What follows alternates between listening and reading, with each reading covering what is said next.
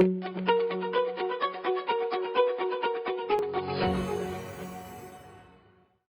you mentioned that majority of the metaplastic breast cancer is typically triple negative, meaning that the tumor lacks the expression of ER, PR, and HER2. So what is the mainstay of chemotherapeutic treatment for those patients with metaplastic breast cancer? Yeah, this is the most challenging one because the metaplastic carcinoma, most of them are triple negative breast cancer. And we know triple negative breast cancer usually respond to chemotherapy in neoadjuvant setting or in salvage first-line setting.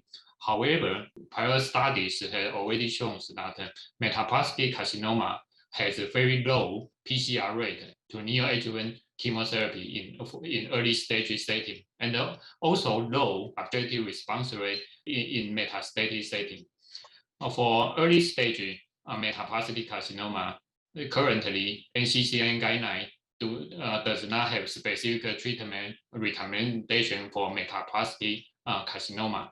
So for early stage triple negative breast cancer, we treat them as the early stage triple negative breast cancer.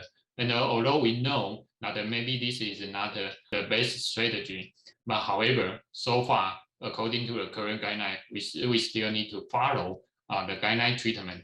Of course, I will discuss some differences of metaplastic carcinoma treatment consideration in the later.